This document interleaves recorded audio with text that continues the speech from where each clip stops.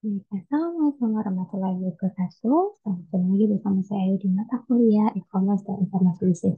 Baik, di pertemuan minggu ini kita akan melanjutkan pertemuan dari sebelumnya, yaitu kita akan bahas tentang company centric B2B dan collaborative commerce.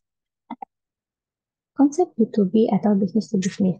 Transaksi bisnis dijalankan melalui internet, extranet, intranet, ataupun jaringan intern perusahaan. Juga dikenal sebagai e-B2B atau electronic B2B.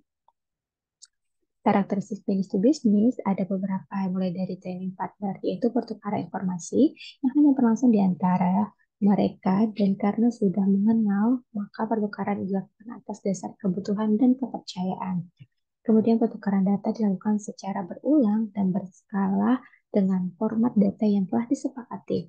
Jadi, service yang dipergunakan antara kedua sistem tersebut sama dengan menggunakan standar yang sama pula.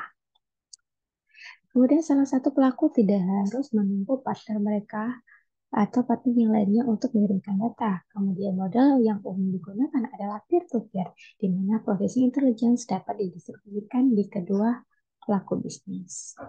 Nah, berikut ini merupakan gambaran dari model B2B. Collaborative commerce, nah atau lebih sering disingkat dengan C-commerce, didefinisikan sebagai hubungan komersial atau suatu kerangka kolaboratif untuk mengintegrasikan proses bisnis perusahaan, hubungan pelanggan, dan mengatur batasan-batasan yang berhubungan dengan perusahaan. Nah, kolaboratif bisnis misalnya bisa dibangun antara suatu perusahaan dengan perusahaan-perusahaan supplier. Nah, perusahaan-perusahaan jasa angkutan, perusahaan-perusahaan jasa periklanan, distributor, dan lain-lain. Artinya, jalinan kolaborasi bisa dibangun dari semua pemain usaha yang terlibat dalam suatu rantai bisnis.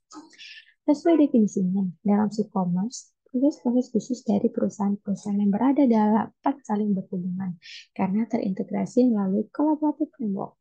Melalui framework ini pula, konsumen dapat menghubungi kolaboratif bisnis proses melalui cara yang sederhana tanpa harus mengetahui bagaimana kolaboratif bisnis proses tersebut terjadi. Konsep e-commerce diimplementasikan melalui 3 tahapan, yaitu yang pertama, web-enabled e-commerce, yang kedua, web-integrated e-commerce, dan yang ketiga, web service-enabled e-commerce.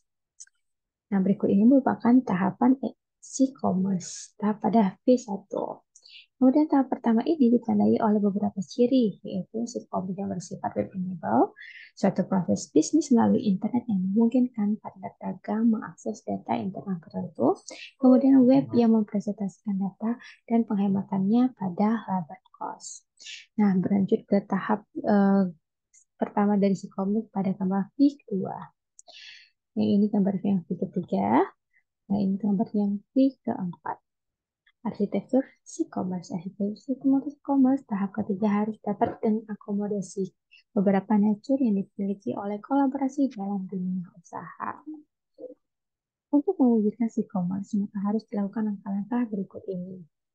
Itu yang pertama, setiap perusahaan harus menetapkan proses bisnis yang akan di-provide sebagai web service dan kemudian mendefinisikannya web service-nya. Kemudian yang kedua, setiap perusahaan aplikasi untuk mendaftarkan web service-nya pada semacam direktori web service.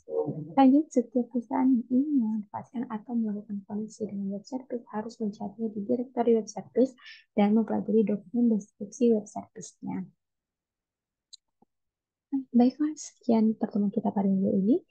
Jangan lupa selalu kerjakan tugas yang diberikan dan reply forum yang ada di dalamnya. Sampai bertemu di pertemuan berikutnya. Assalamualaikum warahmatullahi wabarakatuh.